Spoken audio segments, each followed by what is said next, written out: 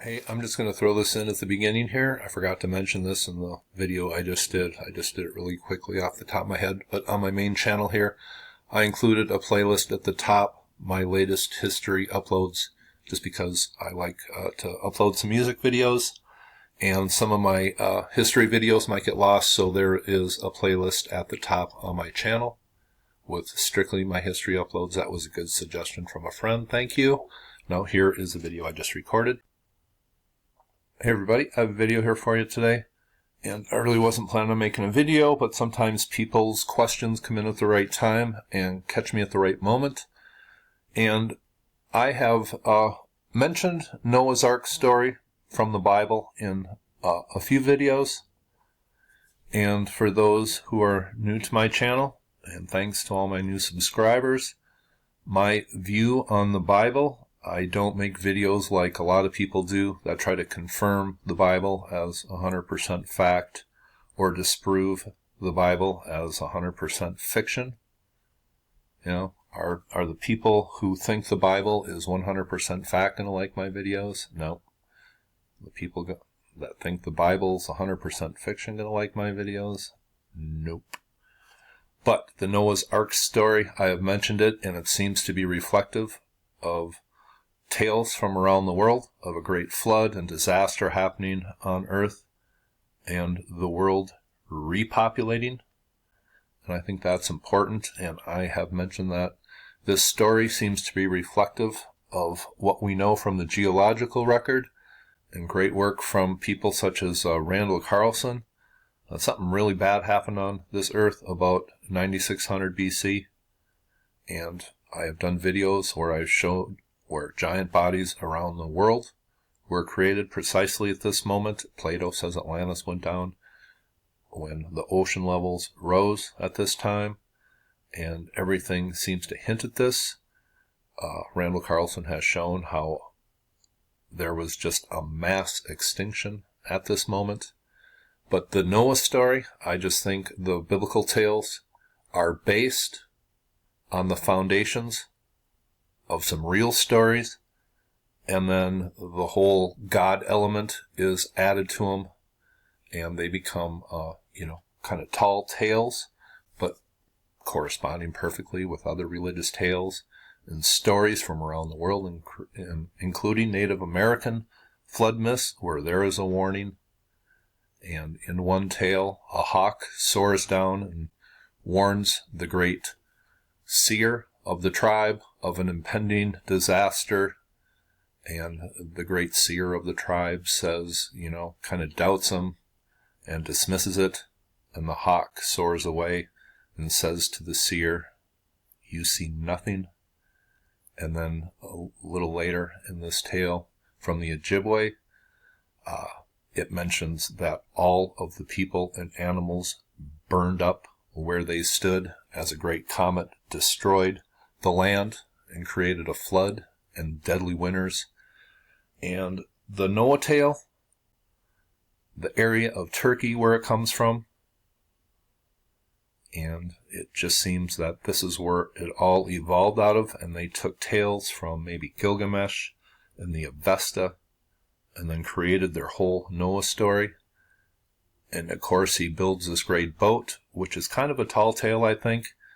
But I think what you'd have to do is look at the ancient text and find out where this story evolves from. And there are certain things mentioned in the Avesta. The Ahura Mazda says, "Ofer Yima, upon the material world, the evil winters are about to fall." And then it mentions the deadly frost. And it says, "Those that live in the dale shall take shelter in the underground abodes." I think that is how it is worded. And then in Gilgamesh, which people are familiar with, and I have made a few videos on, I think it's kind of, takes the flood tale and takes some astrological elements, and it just whole story evolves. That's similar to Egyptian tales written around the same time. But in Gilgamesh it says, "The boat which you are to build, its dimensions must be equal to each other, roof it over like the Apsu.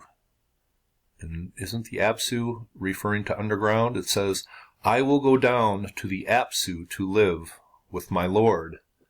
And it says, build a roof over it just as the great deep is covered by the earth. Now, where does this story evolve from?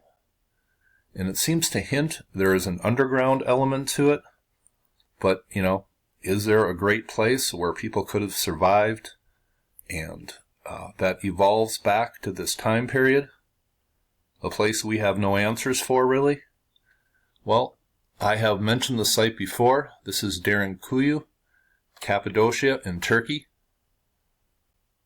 It is an underground city, and in Genesis it says, the ark with lower, middle, and upper decks. And there was birds and animals and places where they had fires and religious ceremonies and a whole place that fits the story kind of. And there are really no true solid answers for the origin of this place. And it is really one of the more amazing sites from the ancient world.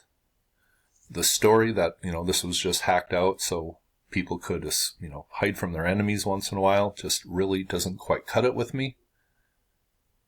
Now, I will just leave this open for my subscribers to comment. But it talks about the evil winters, and one thing about underground shelters like this, the temperature was constant, and it even refers to this in these ancient texts as the ark was not too warm, not too cold, perfectly describing an underground shelter. There was birds, animals, everything. It fits the description. But Noah, it's told, he built a great boat. But I think this evolves from a place such as Derinkuyu, Turkey. Many ancient underground cities have been found here. But I think this is the best candidate for where the Noah's story originated from, and then certain elements, the God element, was put into it. But I just thought I would talk about this. I've had a few questions on where this story might evolve. I have talked about the Bible in previous videos. I find it fascinating. It's a difficult thing to unravel, the different elements and the symbolism and the true stories that are woven into it and then changed to create or to, fit the biblical narrative. But that is kind of my view on the Bible. And once people, see in the title that the Bible is mentioned, sometimes they don't even listen. They just say, you stupid Christians, you that blah, blah, blah, blah, blah. Sometimes my comments are pretty humorous to read. Just listen to my videos. I'm just trying to decipher history without any agenda or bias. That's all I'm doing. Have a nice day.